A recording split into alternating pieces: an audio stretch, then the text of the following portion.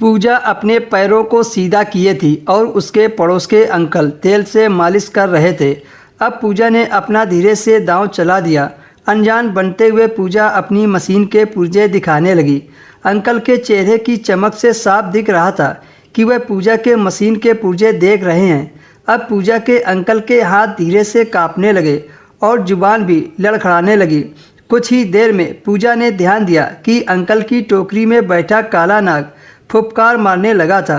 कुछ देर बाद पूजा के फ़ोन का अलार्म बजा और उसने इस तरह से उठाया जैसे किसी का फ़ोन आया हो।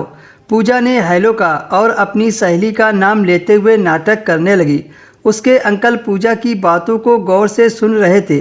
पूजा बहुत परेशान होकर फ़ोन पर बात कर रही थी और वहीं पर बैठे सब सुन रहे थे।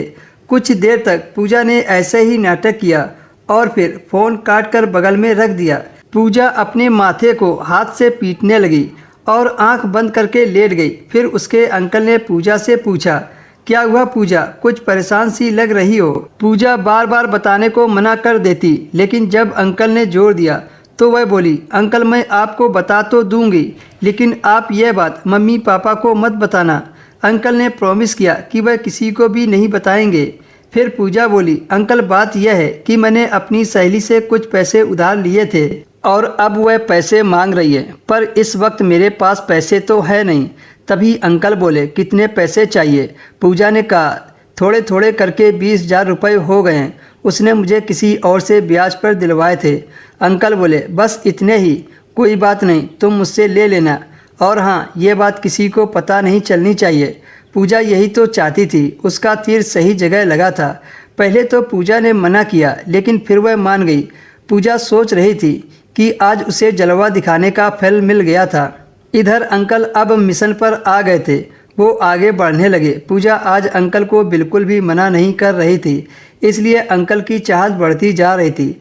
अंकल बोले, यह तेल इतना अच्छा है कि इससे मालिश करने से पूरे बदन का दर्द खत्म हो जाता है। अंकल के ऐसा कहते ही पूजा ने कहा, अगर इतना ही अच्छा है तो कल मेरी कमर पर मालिश कर देना। इतना सुनते ही अंकल के चेहरे पर मुस्कान आ गई।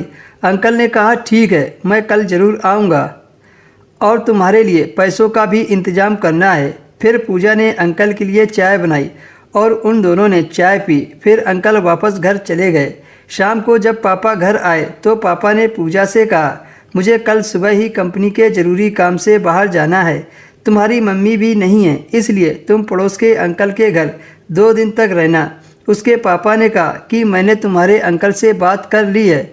अब पूजा को ऐसा लगने लगा कि कहीं ऐसा तो नहीं है कि अंकल ने ही ऐसा किया हो, क्योंकि वही अंकल उसके पापा के बॉस थे और उसे घर पर अकेला पाकर उसकी मशीन से खेले।